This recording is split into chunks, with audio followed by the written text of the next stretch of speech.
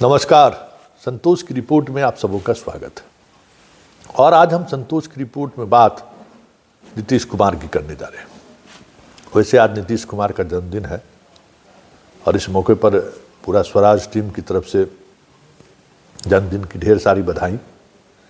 लेकिन आज जन्मदिन के मौके पर ही एक सवाल हमारे जेहन में सुबह से ही कह सकते कि हलचल पैदा किए हुए हैं कि आखिर नीतीश कुमार कौन सा अमृत तो पी कर आए हैं या कौन सा संजीवनी बूटी उन्होंने खाया है कि अमित शाह, मोदी जैसे बड़े बड़े नेता प्लान बनाते हैं कि अब नीतीश कुमार का खेल खत्म कर दिया जाए, अब नीतीश कुमार के उस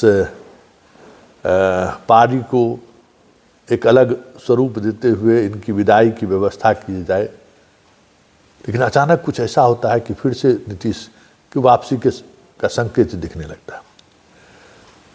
देखिए, एक रिपोर्ट आई, याद करें, इस क्रोनोलॉजी को समझिए तब बहुत कुछ समझिएगा।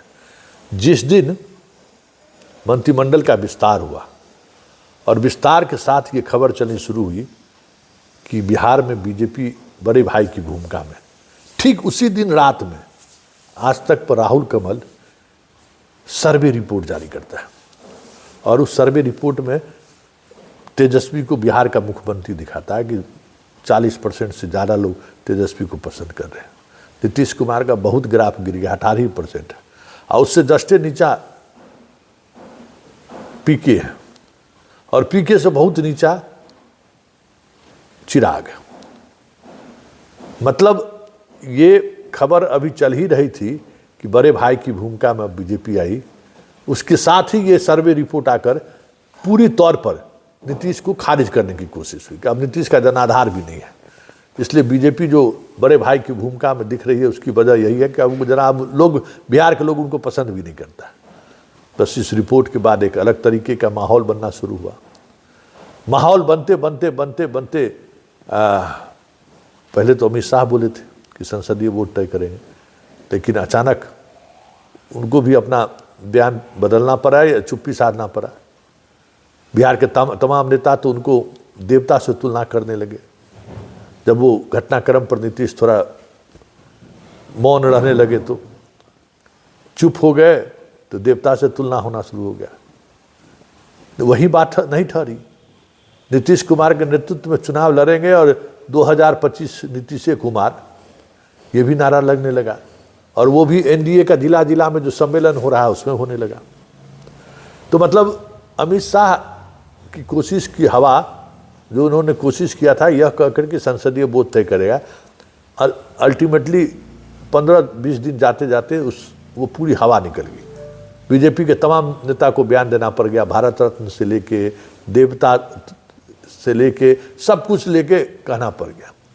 कल फिर कह दिए दिलीप जायसवाल कि संसदीय वोट तय करेगा और बयान के 2 घंटा के अंदर में उनको बयान बदलना पड़ा कि नहीं, इसका मेरे कहने का मतलब ये नहीं था। तो ऐसे में सवाल ये उठना लाजमी है ना कि भाई नीतीश कुमार को परास्त करने के लिए प्रशांत किशोर, अब शिवदीप लांडे भी आ गए हैं, ये लोग तो घेराबंदी नीतीश कुमार की कर ही रहे हैं और कह रहे हैं कि एक सीट नहीं लेने देंगे। सुन ही रहे हैं, बीजेपी से लड़ने नहीं प्रशांत किशोर आए, ऐसे लगता है जैसे नीतीश से वो लड़ने आए हैं कि एक भी सीट नहीं होने देंगे। सीधे बयान देते हैं ना कि प्रशांत किशोर को मैदान में उतार ही दिया गया है, सब तरह के पैसे खर्च हो ही रहे हैं। शिवदीप लांडे भी कल आ गया है, वो भी अब बिहार भ्रमण पर निकल रहे हैं। तो ये सारी चीज़ें चल रही हैं जो चिराग 2 मॉडल के तहत कहा जा रहा है कि ये सब लोग सामने दिखेंगे आने वाले समय में। लेकिन इन सब के बावजूद भी अखबार मीडिया में पिछले 24 घंटे से चल ही रहे हैं कि नीतीश कुमार को खारिज बीजेपी ने दिखा दिया रास्ता। सर्वे रिपोर्ट ने यह भी दिखा दिया कि अब नीतीश की ज़रूरत नहीं है बीजेपी को। बीजेपी जो है सो एकदम कंफर्ट स्थिति में है। लेकिन उस सर्वे रिपोर्ट में बीजेपी के किसी नेता का नहीं दिखाया गया कि क्या वहाँ पर उनका हैसियत है।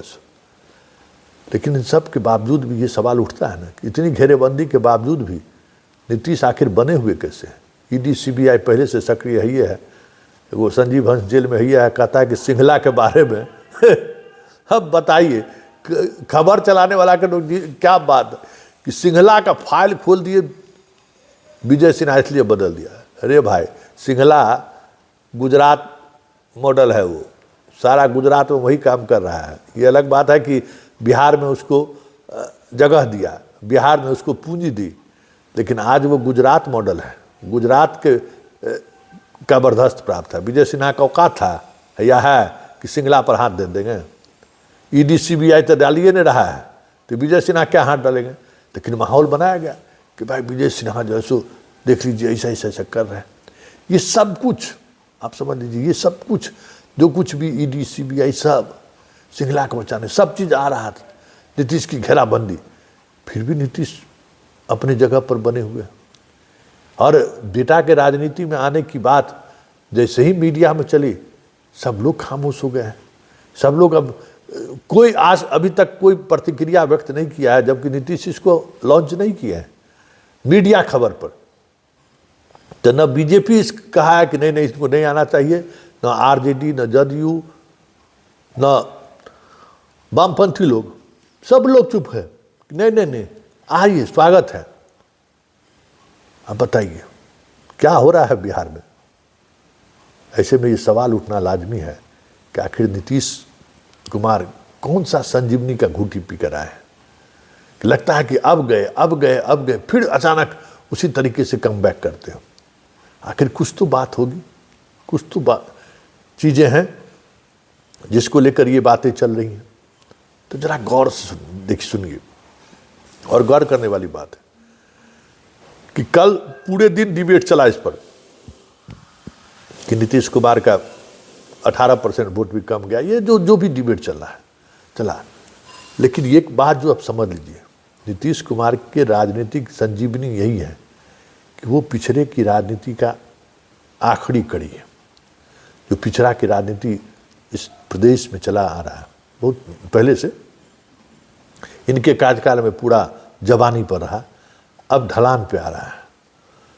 तो जो पिछड़े वर्ग से आने वाले नेता हैं, वो नेता भी नीतीश को कमज़ोर होना नहीं देना चाहता है, वो नेता भी नीतीश के साथ खड़े हैं। इसलिए बीजेपी के अंदर भी ऐसे नेता जो पिछड़े वर्ग से आते हैं, सम्राट चौधरी जैसे नेता नीतीश के कह सकते हैं कि अभी ढाल बने हुए हैं।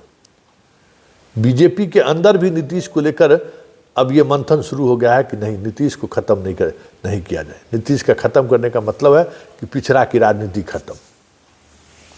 तो ये जो एक अलग तरीके की कह सकते हैं कि जो नैरेटिव पॉलिटिकल सर्किल में चल रहा है, वही नीतीश के लिए संजीवनी है। कि लालू परिवार को भी पता है कि अगर नीतीश चले गए तो बीजेपी के हाथ में अगर सत्ता चली गई तो फिर लौट के आने वाला नहीं है, खेल खत्म। इसी तरीके से जदयू और भाजपा के अंदर भी जो पिछड़ा राजनीति करने वाले लोग हैं, उनको पता है कि अगर नीतीश फिनिश हुए तो फिर बिहार की राजनीति का कमान किसके हाथों में जाएगा कहना मुश्किल है। और जिसके भी हाथ में जाएगा वो नीतीश और लालू की तरफ पिछड़ावाद की राजनीति में उस तरीके से मजबूती से खड़ा नहीं रह सकता, ये तो तय है। इस वजह से बीजेपी के अंदर के भी पिछड़ा पॉलिटिक्स के लोग जो हैं वो अब नीतीश के साथ धीरे धीरे खड़े होने लगे। नीतीश के साथ सिर्फ पर्दे के आगे ही नहीं, पीछे भी लोग, बीजेपी के लोग उनके कामकाज को लेकर, उनके मुख्यमंत्रित्व काल को लेकर तारीफ का पुल बांधने लगा है।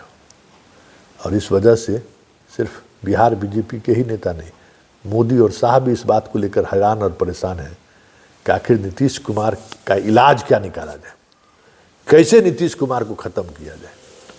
और इस सोच और इस रणनीति के साथ मोदी आगे बढ़े, इसको लेकर अब नए तरीके से मंथन का सिलसिला दिल्ली में शुरू हो गया। क्योंकि अभी तक जितने भी कवायद की गई हैं वो सारे के सारे कवायद नीतीश के सामने आते आते फुस होता हुआ दिख रहा है। और जब से बेटा की बात आई है तब से सबसे ज़्यादा अगर बैकफुट पर कोई पार्टी है तो वो बीजेपी ही है। और बीजेपी के लिए सांप नहीं कहते, दूध और माछ दोनों बारी हो रहा है। दोनों क्या करे, सांप दूध और माछ में दोनों बातर हम लोगों के कहा जाता है, क्या करें। तो देखिए यही राजनीति है और यही संजीवनी है नीतीश कुमार की। जो पिछड़ा की राजनीति उन्होंने जो की है ना, उस राजनीति ने जो एक बिहार के माइंडसेट पर पिछड़ों को लेकर जो एक छवि गढ़ी गई है, यह छवि है, वो छवि टूटता हुआ दिख रहा है कि अब बिहार में पिछड़ा राज समाप्ति की तरफ है या अवसान की तरफ है। यही ताकत नीतीश को एक बार फिर से बिहार की राजनीति में जिंदा कर दिया है। ये अब साफ दिखाई देने लगा है। लेकिन राजनीति में कभी दूना चार नहीं होता है भाई। जो लोकसभा चुनाव के बाद क्या दिख रहा था कि लालू ने जो किया सो किया, नीतीश कुमार ने मजबूती से अपनी उपस्थिति दर्ज की और बीजेपी को उन्होंने संदेश दे दिया कि मेरे बगैर कुछ नहीं होने वाला है। लेकिन चंद महीने बाद ही बीजेपी ने अपना रुख बदलना शुरू किया। दिल्ली चुनाव के बाद तो और आक्रामक हो गया। ऐसे में नीतीश ने जिस तरीके की राजनीति साधी है, शाह और मोदी के लिए बड़ा मुश्किल होगा बिहार साधना।